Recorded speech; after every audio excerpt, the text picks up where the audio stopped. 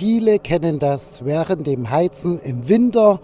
Tropft hier aus dem Kamin das Kondenswasser. Es läuft hier entlang am Lack hier drüber. Und im Winter bildet sich hier dann auch das Eis am Wohnmobil hier entlang, was man schlecht wieder wegbekommt. Hier sehen wir es mal, das Kondenswasser. Wir haben minus 5 Grad. Unschön für den Lack und für die Fahrzeugaußenwand. Die sogenannte Abtropflippe soll das ganze Wasser auffangen und natürlich von dem Fahrzeug wegleiten, vorwiegend im Winter. Wir haben das schon einige Jahre hier in Benutzung, so eine Lippe.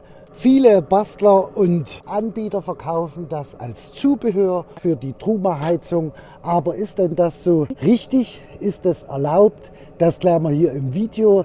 Was gibt es für Alternativen?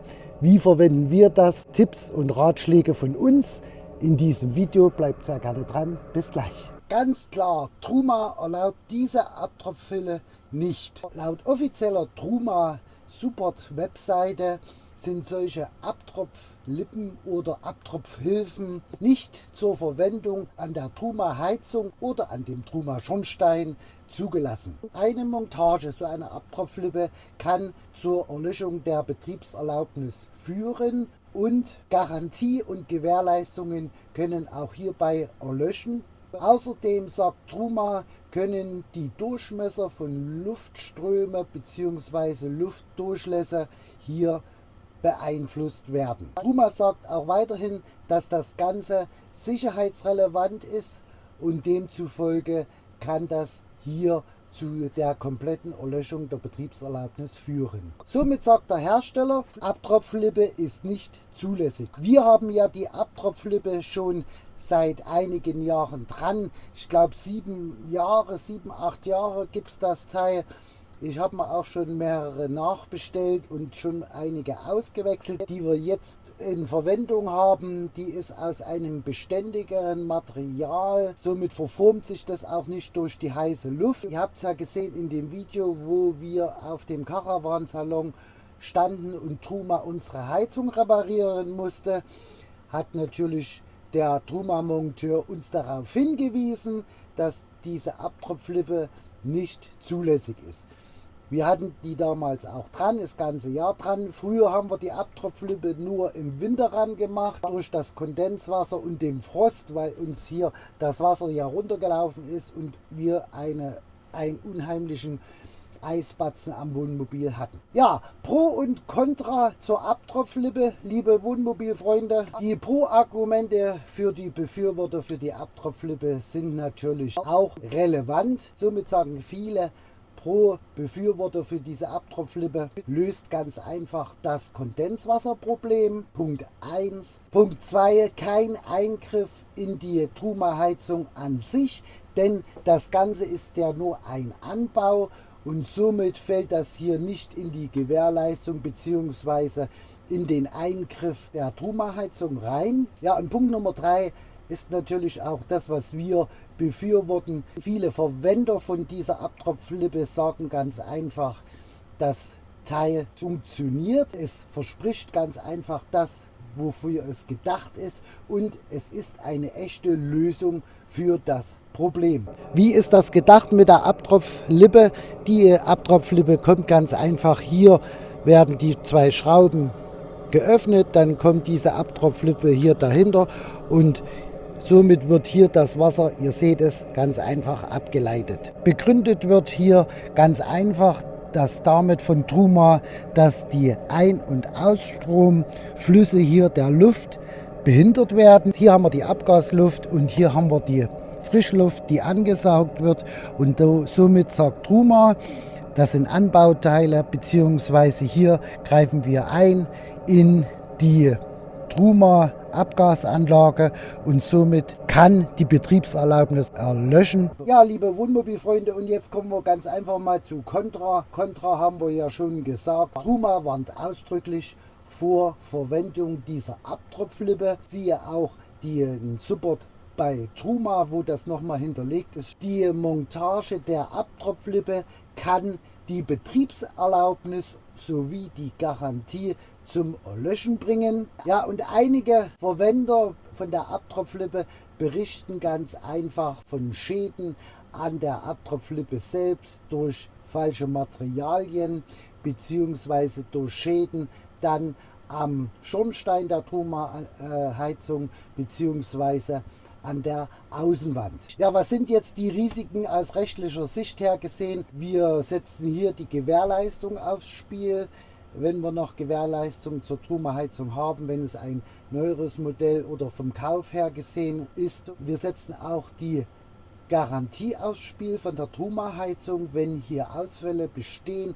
Das heißt, wenn ihr einen Ausfall habt und ihr müsst einen Monteur kommen lassen und der sieht, dass ihr die Abtropflippe dran habt, dann kann der natürlich sagen, ist auf diese Abtropflippe zurückzuführen. Dann haben wir natürlich das Sicherheitsrisiko, was Truma hier erwähnt, dass man durch diese Abtropflippe den Einfluss, wie wir es euch gezeigt haben, vom Schornstein verringern, die Abluft und die Zuluft hier schmälern und somit zu Beeinträchtigungen und Sicherheitsrisiken zur Truma-Heizung kommen kann. Natürlich ist auch das abzuwägen im Versicherungsfalle, denn im Schadensfall kann es Ärger geben mit den jeweiligen Versicherungen. Die Versicherungen sind da ganz schnell, dass die hier sagen, hier sind sicherheitsrelevante Veränderungen getroffen worden, die nicht zugelassen worden sind und somit treten die hier im Versicherungsfall auch nicht ein. Ein Tipp von uns am Fahrzeug darf demzufolge nur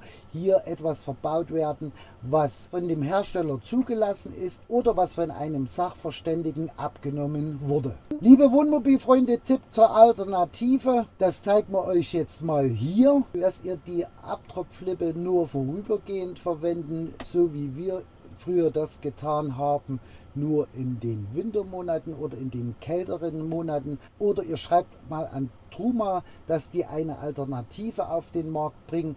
Das haben wir auch schon gemacht. Dann haben wir natürlich auch die Alternativen mit der Klammer. Vor einigen Jahren haben wir mal von einem alten Camper den Tipp bekommen, das Ganze mit der Klammer zu machen. Es geht ja auch vorwiegend darum, dass im Winter bei Minusgraden hier das Kondenswasser abgeleitet wird. Im Sommer ist das ja nicht notwendig.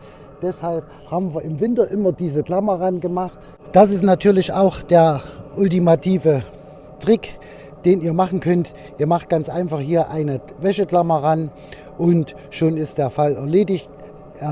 Das haben wir die ganzen Jahre über gemacht. Auch bei unseren vorhergehenden Wohnmobilen haben wir das immer so gemacht mit dieser Wäscheklammer. Das funktioniert. Oder wir haben hier natürlich auch noch so ein Teil von Tools to Camp.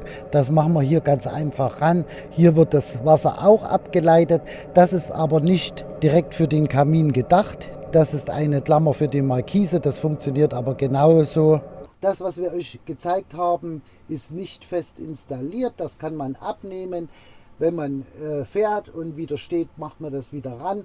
Solche Alternativen gibt es. Somit besteht kein Montageeingriff in die Heizung und ihr seid hier auf der sicheren Seite. Rechtlich sicher seid ihr mit der Abtropflippe ganz einfach, wenn ihr zum TÜV oder zur DEKRA fahrt und lasst euch diese Abtropflippe an der Truma-Heizung abnehmen. Das haben wir auch schon in Betracht gezogen. Somit würden wir dann hier für unsere Truma-Heizung speziell die Abnahmebescheinigung für diese Abtropflippe an dem Schornstein bekommen. Liegt ca. bei 150 bis 250 Euro. Ob das jeden dann im einzelnen Wert ist, könnt ihr natürlich selbst entscheiden. Fazit zu der Abtropflippe am Wohnmobil und am Camper. Unser Fazit zur Abtropflippe am Wohnmobil und Camper. Ist die Abtropflippe zulässig? Kurze Antwort: Nein, nicht offiziell. Jetzt die Frage, können wir die Abtropflippe weiterhin nutzen?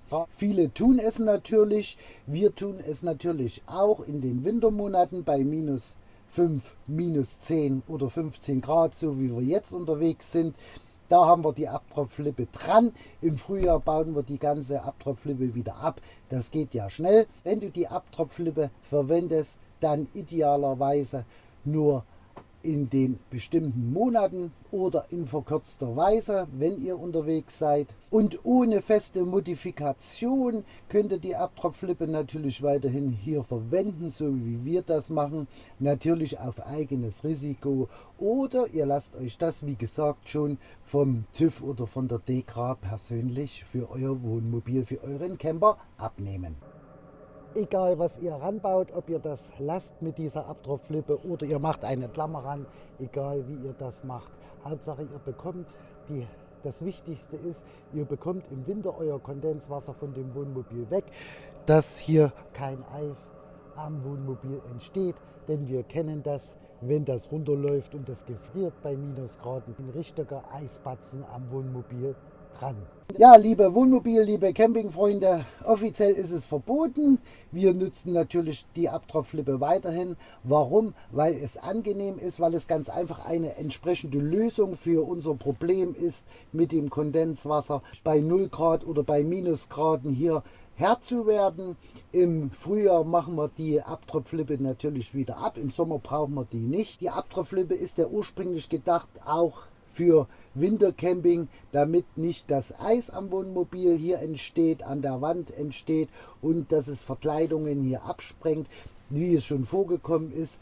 Wenn das Wasser runterläuft und gefriert, dann kann es natürlich hier zu Schäden kommen. Deshalb wurde die Abtropflippe auch von uns her montiert. Ich gehe mal davon aus, damit haben sich auch die Erfinder damals von der Abtropflippe hier den Namen gemacht. Wir werden versuchen, das Ganze mal zuzulassen. Wir haben jemanden bei der DEKRA, der uns hier eventuell mal Rat und Tat zur Seite stehen kann und eine Antwort hier bringen wir natürlich mal auf dem Kanal, wenn wir hier eine Antwort dazu haben. Liebe Wohnmobilfreunde, schreibt uns das ganz einfach mal in den Kommentaren. Habt ihr eine Abtropflippe an eurem Wohnmobil oder Camper dran? Habt ihr das montiert? Habt ihr das ganze Jahr montiert oder nur saisonal bedingt? Schreibt es ganz einfach mal in die Kommentare, auch welche Erfahrungen ihr gemacht habt.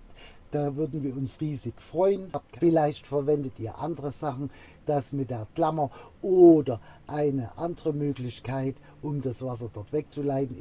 Vielleicht auch eine Aufgabe für die Truma, für Truma-Entwickler, hier ganz einfach mal den Schornsteinauslast einen Müh zu verlängern. Es reicht ja schon 1 bis 2 Zentimeter hier den zu verlängern. Somit wird das Kondenswasser nach außen geleitet und wenn das runtertropft, tropft das am Fahrzeug vorbei und das Eis bildet sich am Boden, so wie wir das hier bei uns gesehen haben im Video. Wenn euch das Video gefallen hat, freuen wir uns natürlich wie immer auf einen Daumen nach oben. Wir freuen uns natürlich auch riesig, wenn ihr den Kanal abonniert, denn dann verpasst ihr keine weiteren interessanten Videos zu euren Camper oder Wohnmobil. Komm, steig ein, wir fahren los.